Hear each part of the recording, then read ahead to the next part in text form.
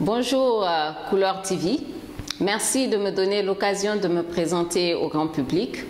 Je m'appelle Réana Amadou Djibo, je suis née à Yantala, donc je suis mariée également, j'ai 2 enfants, le choix du roi, une fille et un garçon. J'ai grandi au Sénégal, j'ai étudié au Gabon, ensuite j'ai vécu avec ma famille en France, ensuite en Côte d'Ivoire et aujourd'hui pour des raisons professionnelles, je suis installée au Sénégal où je travaille au sein d'une multinationale dans le domaine de l'aviation civile.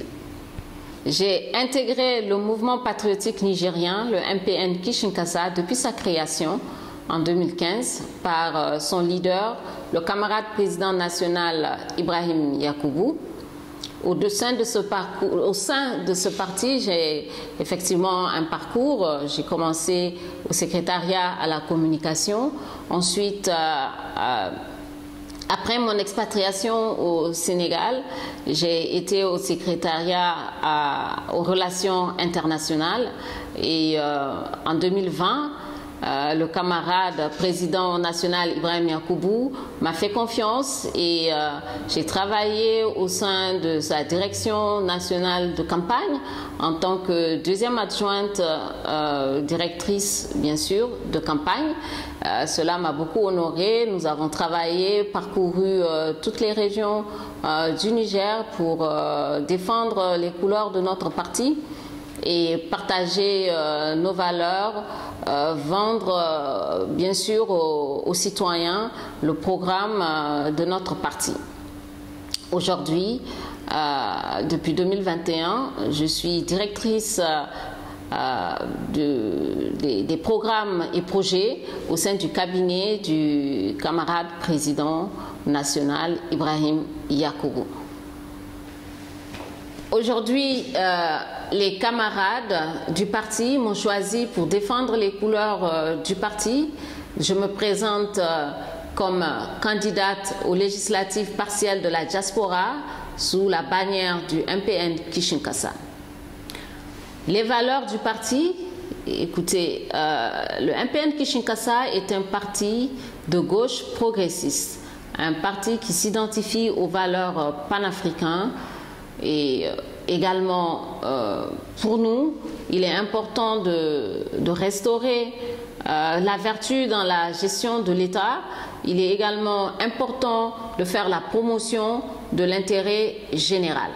Alors, en ce qui concerne les différentes couches sociales qu'on retrouve dans la diaspora nigérienne, on peut faire une classification en 3 grands groupes.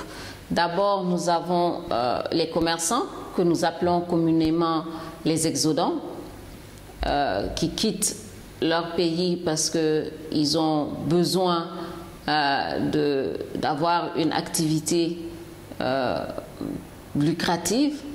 Au Niger, ils ne se retrouvent pas, donc ces personnes-là sont obligées, comme ils disent, d'aller à l'étranger pour voir si le monde sera meilleur pour eux dans ces pays d'accueil. Les difficultés que ces commerçants-là généralement rencontrent, c'est la libre circulation des biens et également la compréhension des conventions entre les États, donc le Niger et leur pays d'accueil. C'est important que ces Nigériens-là qui se déplacent à l'étranger puissent bénéficier d'accompagnement pour que les accords qui sont faits entre les pays soient respectés. Pour l'aide à la compréhension des accords, il faut déjà que le Nigérien qui voyage puisse le comprendre. Donc, il faut beaucoup d'actions de sensibilisation auprès de tous les citoyens nigériens, en sorte que ce soit ceux qui sont instruits ou ceux qui ne sont pas allés à l'école. Donc, ces sensibilisations-là doivent être faites également en langue pour que lorsqu'un citoyen nigérien sur toute l'étendue du territoire du Niger puisse comprendre cela, en sorte que lorsqu'il se déplace, il puisse réagir en conséquence. Le deuxième groupe, on va parler des étudiants. Effectivement, également partout où je suis passée, j'ai eu la chance, comme je vous l'ai dit lors de ma présentation, à faire beaucoup de pays étrangers. Et du coup, le constat également est similaire pour les étudiants. C'est souvent les accords entre les établissements publics, surtout pour les étudiants nigériens qui bénéficient de bourses. Quelquefois, la difficulté, c'est les paiements, les délais, en tout cas, auxquels ils reçoivent les bourses. Il y a également les frais de scolarité qui ne sont pas toujours payés au sein des écoles où ils sont inscrits. Il y a également diverses allocations. Toujours au niveau des étudiants, la difficulté, c'est les prises en charge médicales. Quelquefois, ces étudiants-là, lorsqu'ils tombent malades, ils sont livrés à eux-mêmes. Heureusement, la chaîne de solidarité existe encore, donc quelquefois, on a des collectes spontanées pour venir en aide. Il faut dire également que les ambassades interviennent ou les hauts commissariats qui sont mis en place dans les différents pays pour pouvoir aider nos enfants qui aujourd'hui, pour l'acquisition de compétences, se retrouvent dans des pays autres que leur pays natal.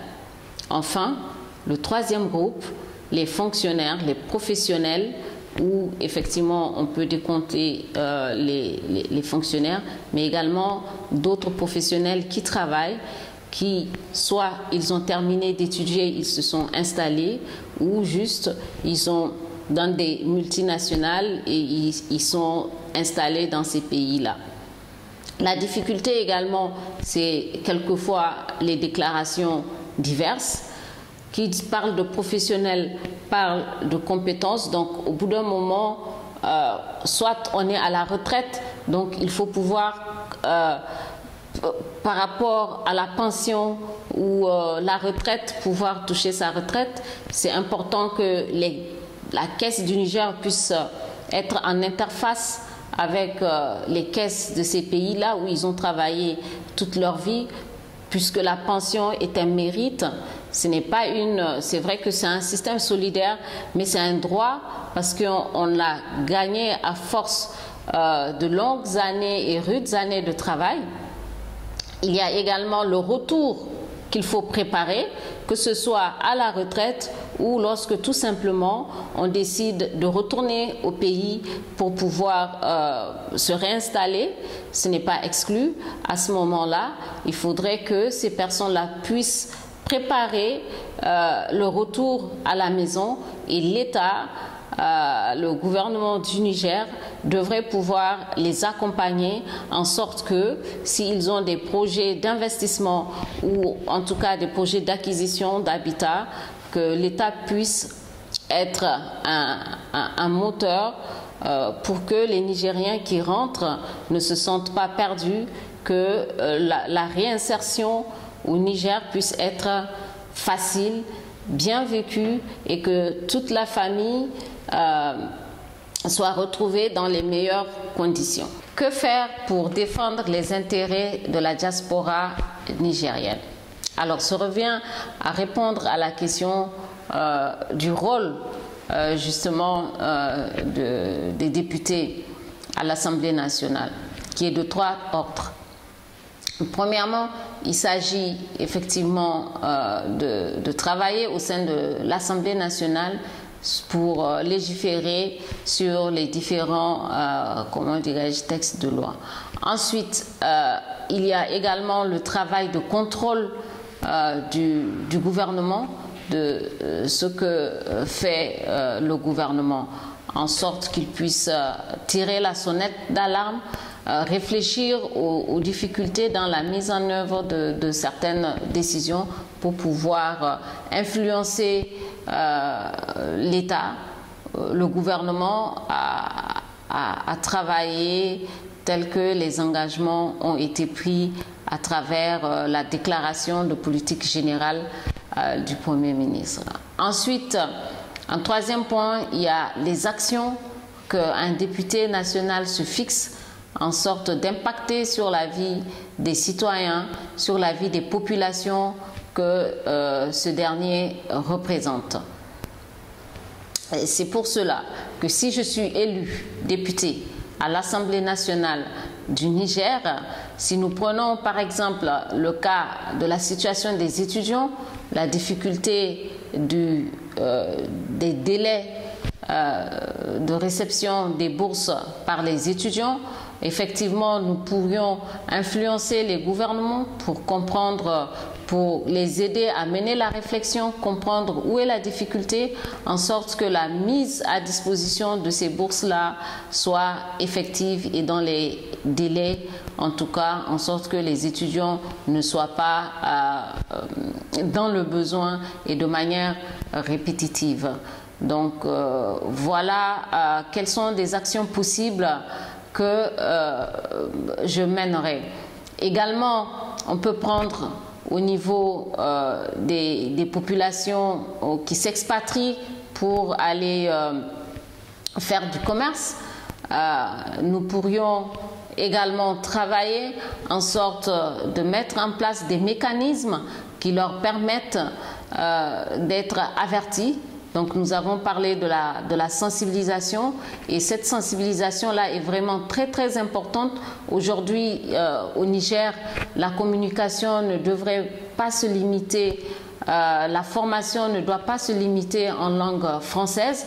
Je pense que nous devons développer davantage les langues, comment dirais-je, que nous parlons, les langues qu'on appelle communément les langues vernaculaires. Donc il faut que les langues nationales soient parlées et que beaucoup de sensibilisation sur les politiques qui sont décidées, sur les lois, les textes de loi soient traduits, que les conventions soient traduites à ces populations-là pour qu'ils le comprennent. Et ça, c'est un chantier énorme, c'est important de s'y consacrer. Également, aujourd'hui, la plupart deviennent des entrepreneurs, l'entrepreneuriat privé et individuel. Donc, il existe aujourd'hui des mécanismes simplifiés pour expliquer aux leaders, aux entrepreneurs, quels sont les moyens ou quelles sont les méthodes pour pouvoir créer, gérer une entreprise, faire la différence entre le bien personnel et le capital qu'on injecte dans cette entreprise-là.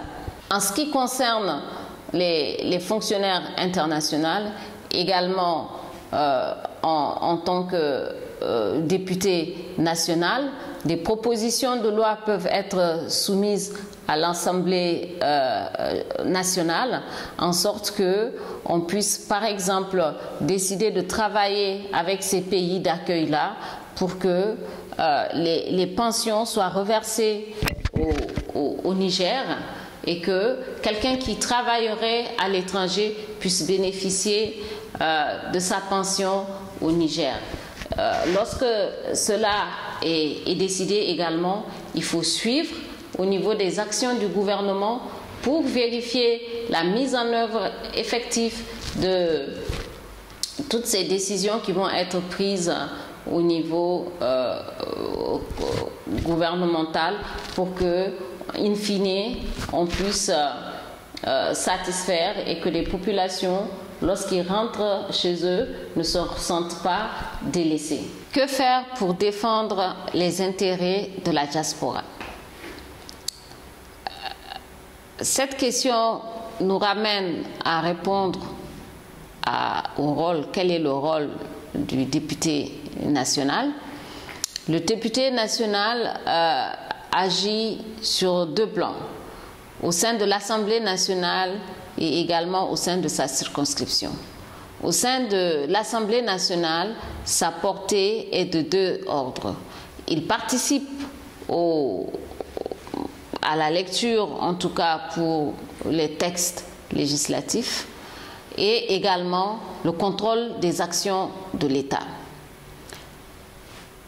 Aujourd'hui, si nous prenons le cas, par exemple, des étudiants dont nous avons parlé, le retard de la mise à disposition des bourses aux bénéficiaires, il s'agira d'inciter le gouvernement à mener la réflexion pour comprendre où se trouve la difficulté, en sorte de trouver des solutions aux problèmes et d'acheminer les bourses à temps.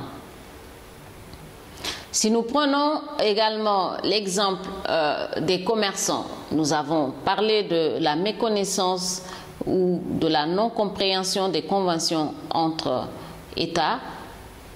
Je reviens toujours sur les accords UEMOA parce que c'est connu en principe de tous, mais nous occultons le fait que souvent ceux qui se déplacent pour aller dans un autre pays, comme je vous l'ai dit, les exodants, la plupart ne comprennent pas français. Donc ces documents-là, ils en ignorent le contenu. C'est aujourd'hui d'inciter à faire la promotion des langues nationales et de faire des sensibilisations de nos textes de loi pour que toutes les populations, que ce soit des populations scolarisées ou non, puissent comprendre la teneur, le contenu de ces accords-là. Voilà.